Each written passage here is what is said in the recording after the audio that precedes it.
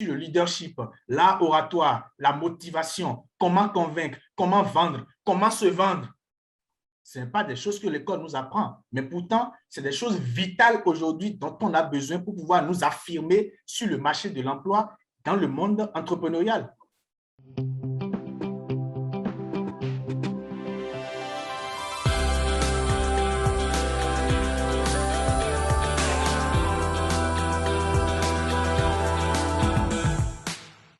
Cédric Aoulou, bonjour. Bonjour. Avant toute chose, je tiens à te remercier d'avoir accepté cet entretien. Je sais que tu as un emploi de temps chargé. La preuve, c'est qu'on le fait, il est 0h50 chez moi, 23h50 chez toi. Donc, malgré ton emploi de temps chargé, tu as accepté quand même cet entretien et je t'en suis reconnaissant. Merci mon frère, c'est un plaisir.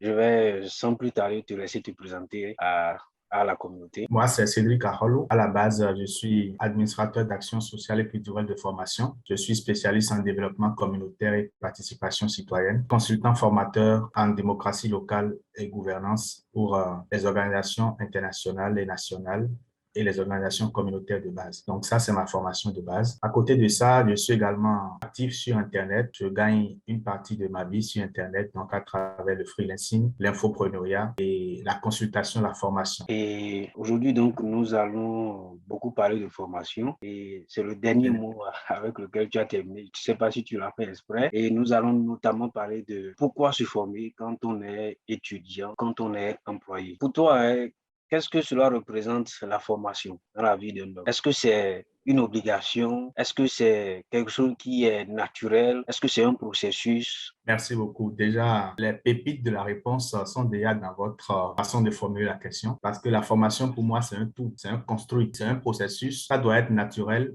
mais ça peut être également provoqué. Je pense que la formation est une obligation dans la vie de l'homme parce que, comme le dit un adage, tout ce qui ne grandit pas meurt.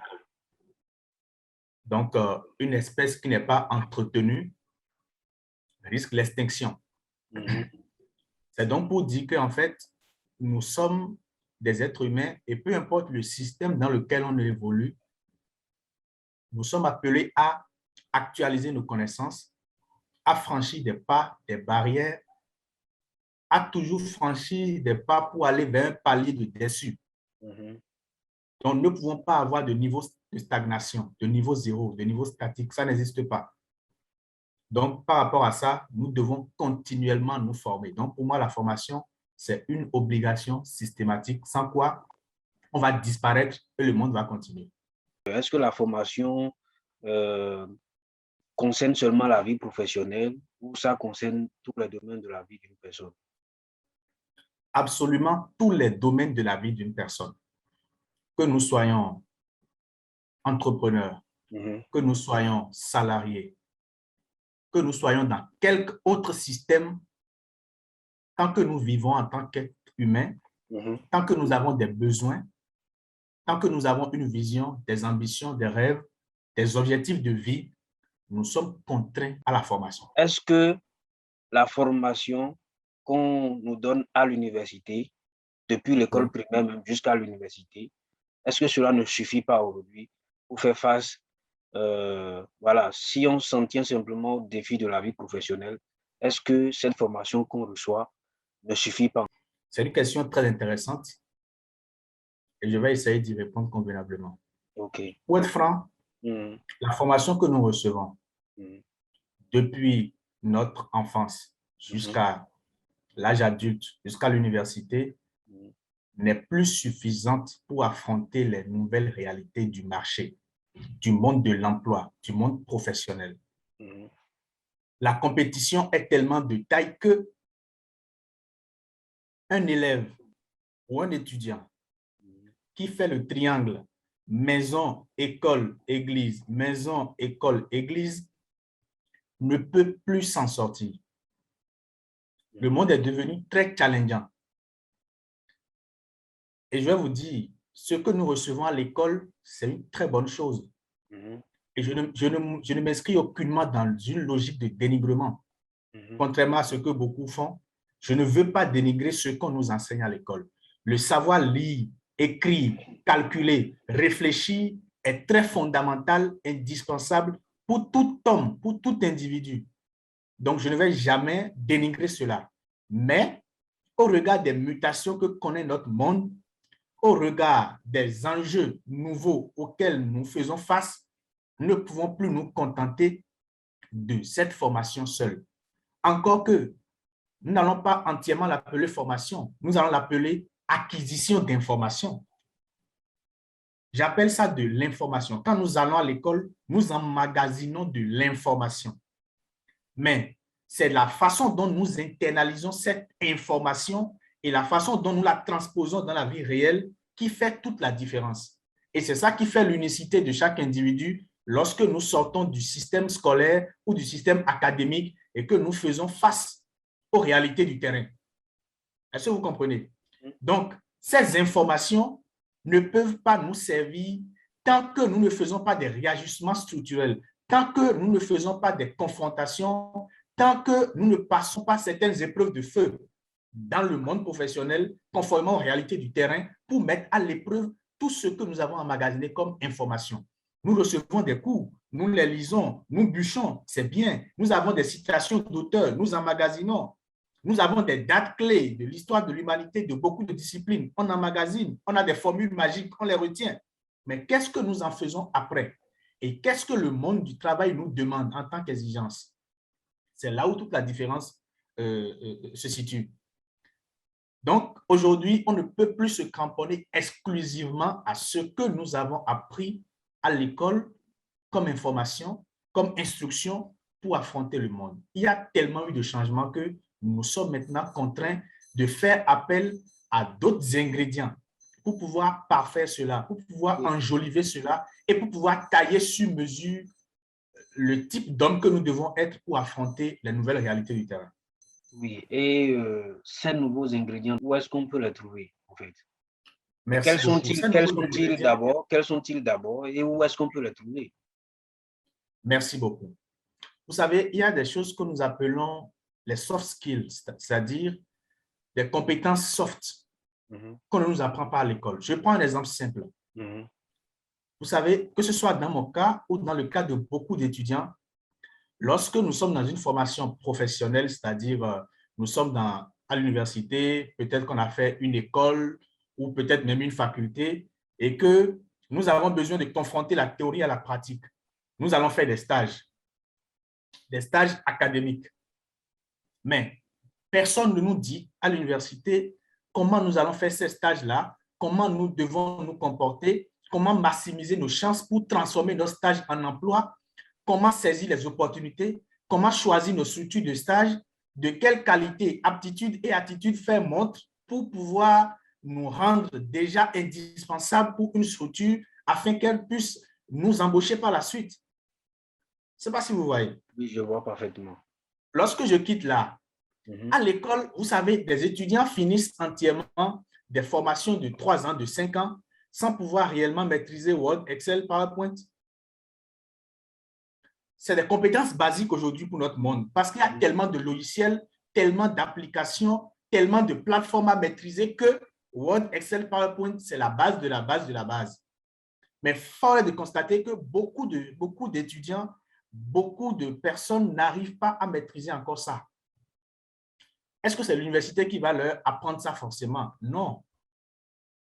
Mais lorsque vous prenez un étudiant qui, durant sa formation, en week-end, va suivre un séminaire, va suivre un atelier pratique, va suivre une formation d'initiation à l'informatique, va suivre une formation en graphisme, va suivre une formation dans quelque autre domaine et emmagasine cela, va suivre une formation sur le leadership, l'art oratoire, la motivation, comment convaincre, comment vendre, comment se vendre. Ce n'est pas des choses que l'école nous apprend, mais pourtant, c'est des choses vitales aujourd'hui dont on a besoin pour pouvoir nous affirmer sur le marché de l'emploi dans le monde entrepreneurial. Mais il n'y a pas ça dans nos cours à l'université, il n'y a pas ça dans nos cours au cours secondaire. Comment lire un livre? Comment tirer la substance substantifique d'un livre? Comment développer une matrice de résolution des problèmes? Lorsqu'on lit un livre, comment en faire une bonne fiche de lecture et l'utiliser pour notre bien? Comment savoir extraire une bonne information? On ne nous apprend pas ça à l'école. Ça, c'est vrai. Donc, il y a tellement de petites compétences alentour, connexes à la fondation, qu'est-ce que l'école nous a donné, que nous devons utiliser pour renchérir pour être le type d'homme, l'homme idéal qu'il faut pour le marché de l'emploi ou pour le monde entrepreneurial.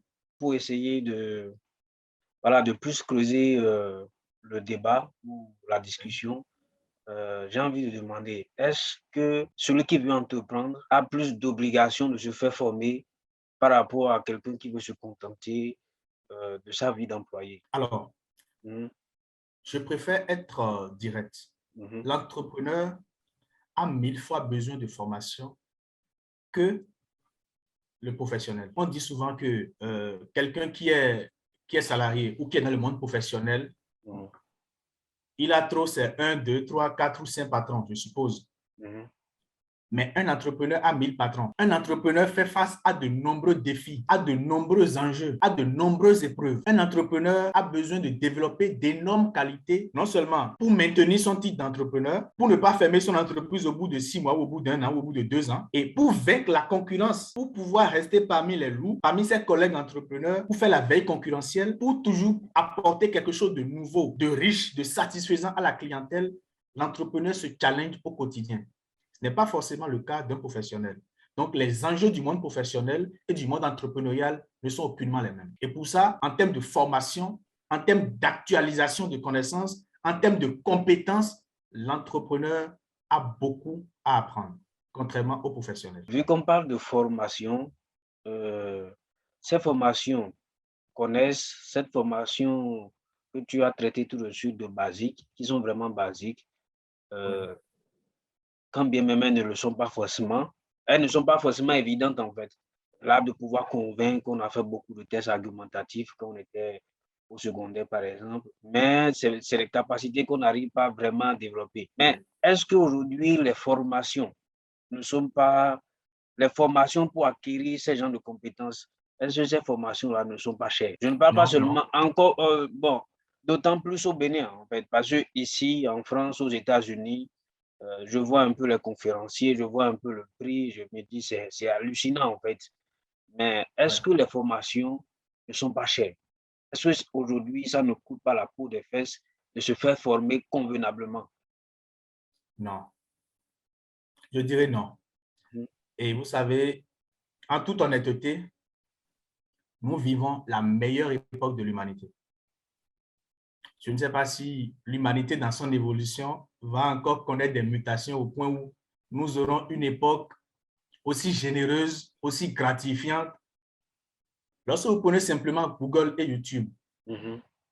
vous ne pouvez pas finir d'apprendre tout ce qu'il y a comme connaissance, comme savoir, comme expertise déposée, disponible gratuitement. C'est vrai que pour accéder à des paliers, il faut y mettre un peu d'argent parce que la gratuité tue et toute la richesse n'est pas forcément dans la gratuité. Mais poser les bonnes fondations, avoir les bonnes bases, avoir un niveau intermédiaire au point de vouloir payer cher pour acquérir une compétence, je crois qu'on aurait déjà eu l'essentiel en naviguant sur ce genre de plateforme. Que ce soit pour l'oratoire, que ce soit pour l'informatique, que ce soit n'importe quel métier Mhm. digital aujourd'hui, il y a tout pour démarrer sur ces plateformes-là.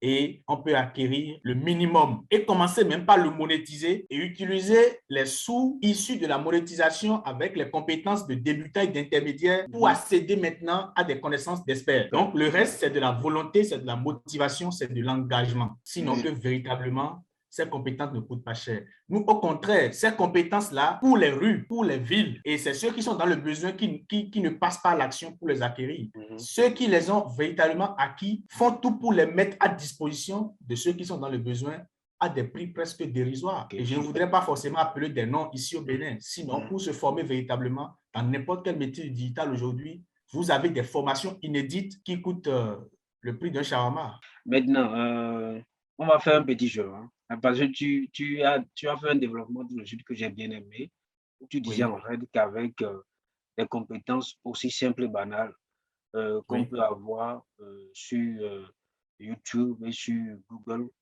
on peut commencer par monétiser cela oui. et après aller avec cet argent qu'on gagne, aller chercher des paliers plus hauts. Est-ce que tu peux me donner un cas comme ça, imaginaire, hein, de quelqu'un OK. qui veut se lancer dans tant. Je te laisse prendre un cas et euh, montrer aux gens comment ça peut se passer. OK. Non, ce n'est même pas imaginaire, c'est réel, vécu. OK, OK. D'accord? Mhm, J'ai un jeune homme que j'apprécie beaucoup, mhm, qui est étudiant, mhm, qui a eu envie de commencer par générer de l'argent sur Internet. OK. Et je lui ai dit, plutôt que de faire ce que les gens font de façon classique, aller rechercher des opportunités d'investissement, des pyramides de Ponzi, du marketing de réseau par là, ce que tu connais, Mhm, personne ne peut te l'arracher. Va chercher une compétence rapidement monétisable, mhm, commence par la monétiser mhm. et passe à un niveau de déçu à chaque fois et devient incontournable dans ce domaine. Ça va te prendre un peu de temps, mais si tu te donnes les moyens de la volonté, tu peux y arriver. Il a payé une formation en graphisme mobile à 5 000 francs CFA. Mhm. Vous me suivez? Parfaitement. Une formation en graphisme mobile à 5 000 francs CFA. Quand je dis graphisme mobile, c'est qu'avec son téléphone Android, il peut commencer par réaliser des affiches publicitaires, des visuels pour des entreprises. Mhm, Je précise, ce n'est pas du high level, mais avec des applications qui sont dans le Play Store ou d'autres plateformes, il peut commencer par créer des visuels OK. à 2 000 francs, à 3 000 francs, à 5 000 francs. Il a commencé par le faire. Il a commencé par avoir des entrées d'argent. Par la suite, il a commencé lui-même par former d'autres jeunes qui galèrent comme lui. Il dit, ce que j'ai vécu, je ne veux pas que mes frères vivent ça. Donc, mes frères peuvent aussi commencer par générer de l'argent en acquérant une compétence. Il a commencé par former des jeunes qui sont intéressés par le graphisme à 2 000 francs, 3 000 francs, 5 000 francs. Personnellement, je l'ai énormément aidé à trouver des jeunes qui ont envie de se lancer. Je vous assure qu'ils ne chôment pas. Aujourd'hui, Mhm, il s'apprête maintenant à payer, parce qu'il en a les moyens, 50 000, 100 000 francs pour suivre maintenant une formation et un coaching en graphisme professionnel. C'est-à-dire maîtriser les vrais logiciels de graphisme comme Photoshop, Illustrator, InDesign, etc. À ce niveau de compétence, il pourra maintenant facturer, par exemple, un logo ou un visuel à 10 000, 15 000, 20 000 francs CFA et même plus. Et vous n'êtes pas sans savoir que le graphisme, c'est une compétence exceptionnelle et de plus en plus demandée sur le marché aujourd'hui. tout à fait vrai. Il est dans le processus.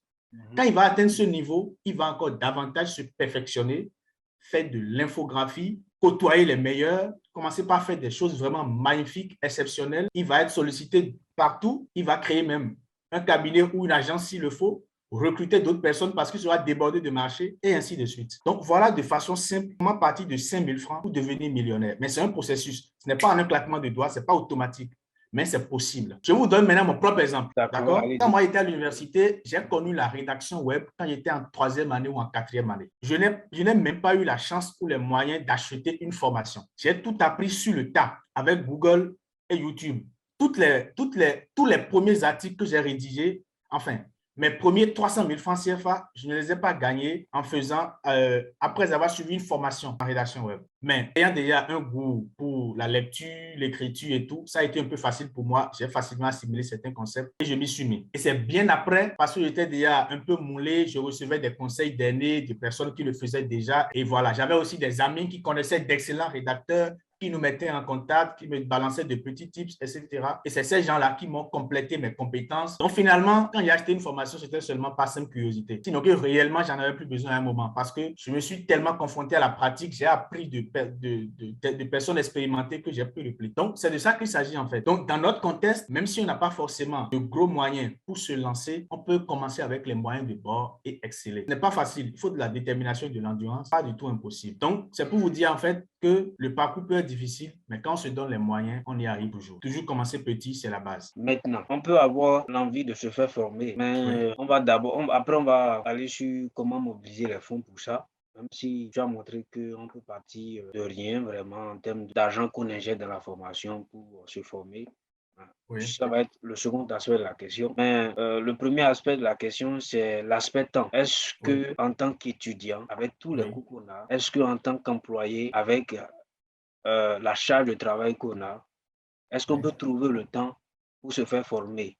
Comment trouver ce temps? Comment s'organiser? Belle question. Discipline, organisation, motivation. C'est les trois mots-clés qui répondent à votre question. Discipline, organisation, motivation. Je mets la discipline avant l'organisation parce que si à la base on n'est pas discipliné, aucune organisation ne fonctionne. Vous pouvez faire un emploi du temps, le coller au chevet de votre lit, le coller devant votre porte, le coller partout, l'avoir sur votre smartphone. Ça ne changera rien si vous ne travaillez pas vous-même l'autodiscipline. Quand vous êtes discipliné de nature, lorsque vous mettez en place des systèmes d'organisation, ça fonctionne. Donc, il faut d'abord travailler la discipline. Il faut être quelqu'un de discipliné. Et pour l'acquérir, c'est simple. Il faut le voir dans les petites choses. Et il faut apprendre déjà les notions de productivité. Quand je planifie quelque chose, quand je prévois quelque chose, je dois le faire contre vents et marées. Je ne dois pas procrastiner. Je ne dois pas reporter à demain. Alors, moi, quand j'étais étudiant, ce que je faisais, c'était simple. C'est vrai que je visais toujours de meilleures notes, mais sans forcément viser la première place. Donc, première des choses, c'est très bon d'exceller à l'université, à l'école. C'est bon d'être décoré lors des journées de l'excellence, d'avoir des gadgets,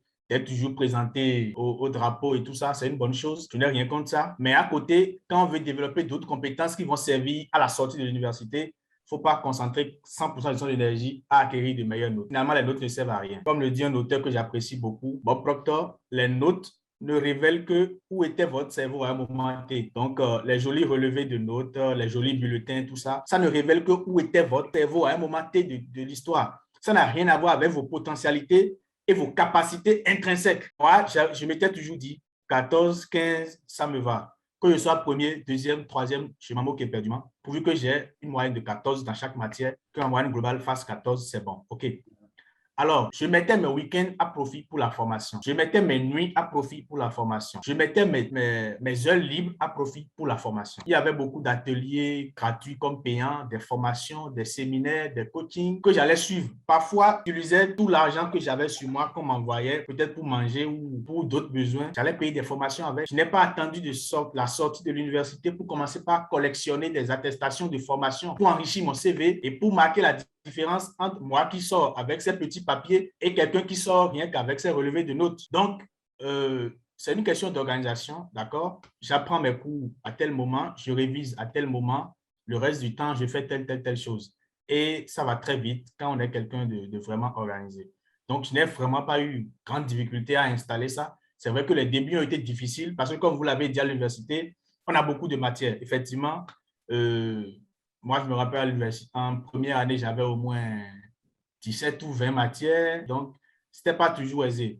Mais une fois que j'ai pris le pli, je me suis habitué aux matières, je me suis habitué au système. J'ai maintenant su m'organiser convenablement pour pouvoir dégager du temps, surtout pour la lecture. Donc, je lisais plus que je ne suivais de films, en fait. Et là, ça change tout dans les habitudes parce que tu tombes sur des choses qui te passionnent, tu tombes sur des choses qui t'inspirent et tu prends goût à la lecture. Et quand tu prends goût à la lecture, tu prends goût à la formation. C'est vraiment lié, en fait. Vous allez constater que les personnes qui sont vraiment paresseuses en lecture sont généralement paresseuses en formation ou en curiosité ou en challenge. Voilà. Parce que commencer la lecture d'un livre, le terminer, c'est déjà challengeant. Et quelqu'un qui s'habitue à ce genre de challenge, quand il va dire maintenant, je vais suivre telle formation en vidéo et avoir telle attestation en ligne, par exemple, ça peut être un MOOC ou bien ça peut être un examen en ligne tout en vidéo, certifié par une attestation et autres, ça va vite. Donc, j'ai mis en place ma routine et je savais qu'un samedi ou un dimanche, je pouvais aller à une formation gratuite. Ça peut être en oratoire, ça peut être en leadership, ça peut être en développement personnel ou un truc comme ça.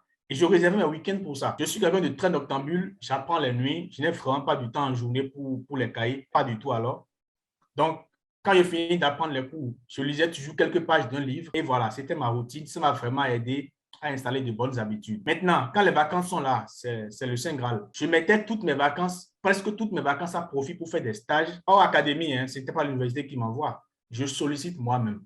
Quand j'ai deux semaines, je vais faire des travaux ponctuels en tant que bénévole ou en tant que volontaire dans des organisations qui me signent un petit papier à la fin qui montre que voilà, j'ai été de passage, j'ai pu assigner j'ai pu réaliser telle chose. Et je prends ces papiers-là que je valorise par la suite à ma sortie de l'université. Et dans ce processus-là, banalement, j'ai eu mon premier emploi avant même de sortir de l'université, avant même de soutenir mon master. Donc, je bénéficiais aussi du conseil de certains aînés qui me disaient ne vise pas que les meilleures notes, choisis en conséquence tel lieu de stage, fais-toi ami à telle personne, lis telle chose, va à telle conférence. Donc, c'est un peu comme ça qu'on se construit quand on est étudiant. Voilà, c'est le focus sur note qui est le gros piège à éviter, mais il faut toujours avoir des activités parascolaires. Et je vais en finir avec les activités para-académiques. J'ai milité dans plusieurs clubs ou sections, notamment le journalisme et le club de littérature et de poésie. Tous ces projets-là aussi m'ont permis véritablement de développer des compétences associatives, des compétences de leadership. J'ai même eu des attestations en la matière. Donc, tout ça m'a permis vraiment d'acquérir d'autres compétences que tout ce que j'apprends et que je vais déverser lors des devoirs ou des examens. Et à la sortie, ça devient facile. Et on répète l'habitude et ça devient une force par la suite. Maintenant, on va aborder le second pan de la question, c'est l'aspect financier. Oui. En tant qu'étudiant, des fois, on arrive même à manquer du peu. Bien sûr, bien sûr. Comment, euh, comment mettre de l'argent de côté et combien on peut mettre de côté? Alors, quand on est étudiant, ça dépend, hein, ça dépend des conditions. Et quand vous dites on manque souvent du peu, il faut relativiser. Dans Oui. les universités, il y a certains qui sont boursiers et qui reçoivent beaucoup d'argent de l'État. Et force est de constater que certains préfèrent acheter un Une nouvel moto. ordinateur tout beau, ou bien une nouvelle moto, ou bien la dernière Android sortie en date. Voilà, donc, sans se mentir, les étudiants ont l'argent. Ils peuvent l'utiliser mal, mais ils ont l'argent. En dehors de ceux qui sont vraiment en griffe, démunis, qui ont des parents vraiment pas très financièrement stables et tout, le commun des étudiants touche l'argent, d'accord? Et en fonction des objectifs qu'on s'est fixés, en fonction des opportunités qu'on rencontre souvent, on peut faire un petit budget. Moi, les formations que je suivais, c'était toujours sponsorisé prix étudiant. Donc, c'était des formations de haut niveau. Parfois, il y avait des fonctionnaires qui pouvaient venir suivre, il y avait des entrepreneurs qui pouvaient venir suivre, mais il y avait toujours un prix étudiant. Et c'est sur ça que moi, je sautais. Donc, si ça coûte, par exemple, 20 000 francs ou 30 000 francs, on peut dire prix étudiant 7 000, 8 000 ou 10 000. Ou parfois même 3 000 francs, 5 000 francs CFA. Et là, je mets toujours ça de côté. Quand parfois, je n'en ai pas, s'il faut l'emprunter ou s'il faut prendre l'argent avec lequel je dois manger, je fais le sacrifice. Donc, si un étudiant reçoit de ses parents en moyenne, je suppose, 20 000 ou 30 000 francs, serrer la ceinture pour mettre 5 000 francs de côté ou 4 000 francs de côté pour aller suivre tel petit séminaire ou telle conférence ou telle activité éducative par là, je crois que ça ne devrait pas poser problème. Maintenant, pour ceux qui sont des salariés et qui gagnent beaucoup plus, voilà, eux, ils peuvent consentir de grands sacrifices. Ils peuvent réserver, par exemple, chaque mois, ne serait-ce que 10 000 ou 20 000 pour les formations. Telle conférence en ligne qui coûte 5 000 ou 10 000, ou bien telle formation en présentiel qui coûte 10 000 ou 20 000. C'est des choses qu'ils peuvent faire. Juste, ne serait-ce que 10% d'un salaire peut servir à la formation, à acquérir de petites compétences complémentaires qui, à la longue, vont faire la magie. Vous savez, ce qu'on dit, ce n'est pas forcément de très, très grandes choses, en fait. Mais comme l'a développé Darren Hardy dans son ouvrage, l'effet cumulé, c'est la somme des petites choses qui finalement finit par faire le succès, en fait. Voilà. Donc, aujourd'hui, tu as suivi un tour de 5 000, tu as l'association, tu déposes là. Tu as la documentation, tu déposes ça là. Un jour où tu en auras besoin, tu vas vraiment te référer à ça, tu vas puiser des informations dans ça, tu vas peut-être voir un numéro que tu peux contacter de quelqu'un qui peut encore te coacher dans ça. Donc, voilà ce qu'on dit. Ne serait-ce que 10% du salaire, en tout cas du revenu mensuel, peut être mis de côté pour suivre des formations, acquérir des compétences complémentaires. Aujourd'hui, ce n'est plus un luxe. Le monde va vite, Internet va vite et la seule façon de tenir tête à ce monde-là et de mériter sa place, c'est d'acquérir continuellement de l'information et de la formation, de développer toujours de nouvelles compétences. Merci pour ces réponses assez explicites. Comment est-ce que les gens font pour te contacter? S'ils veulent te contacter, par exemple, parce que tu as dit beaucoup de choses Bien sûr, bien et sûr. on aurait pu passer 2 heures, 3 heures, une journée même. Je sens que tu es rempli de ça. Euh, tu es, tu, tu as tellement de la facilité à t'exprimer sur le sujet. Comment entrer en contact avec toi voilà, pour que tu accompagnes, pour que tu donnes des conseils? Je suis présent sur presque toutes les plateformes, hein. Sur Facebook, c'est Cédric Aholou. Le compte personnel et la page Facebook, Cédric Aholou. Sur Instagram également, Cédric Aholou. Sur LinkedIn, Cédric Aholou. Sur Skype également, Cédric Aholou. Voilà, donc je ne suis pas du tout perdu. Super, super. Avant de te laisser, il y a une dernière question que je pose souvent aux personnes avec lesquelles je m'entretiens. Oui. Tu as donné beaucoup de conseils, hein, mais si dans tout ça, il y a un conseil que tu veux donner à la jeunesse africaine, où qu'elle soit dans le monde aujourd'hui, c'est le moment. Alors, le seul conseil que je peux donner à un jeune, c'est de planifier sa vie. Tout simplement. Pour moi, le secret de toute réussite réside dans la planification. Généralement, quand on planifie, c'est vrai, nous ne sommes pas Dieu. Il y a forcément des déterminants, des inconnus X, Y, Z qui dépendent de la nature, de notre santé, de notre vie, de Dieu, etc. Mais lorsqu'on planifie, on n'est pas perturbé. Parce qu'aujourd'hui, les jeunes font face à de la concurrence. Certains réussissent, certains connaissent du succès, tapent à l'œil, frustrent, et parfois les jeunes sont pressés. Ils veulent hâter les pas, ils veulent briser le protocole, ils veulent briser les processus et se retrouver au sommet. Donc, je veux leur dire, planifiez votre vie, aimez le résultat, mais soyez amis du processus et faites confiance au processus. Merci beaucoup. Je crois que le message est assez clair. Merci beaucoup, M. Toussaint. Merci infiniment pour avoir accepté cet entretien encore une fois et merci pour toutes ces belles paroles que tu as prononcées et qui sans doute vont faire écho dans le cœur et dans la tête de ceux-là qui vont nous écouter.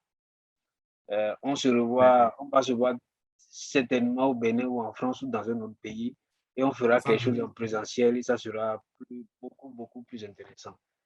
Merci beaucoup, mon frère. Merci beaucoup. Au plaisir et à très vite. À bientôt.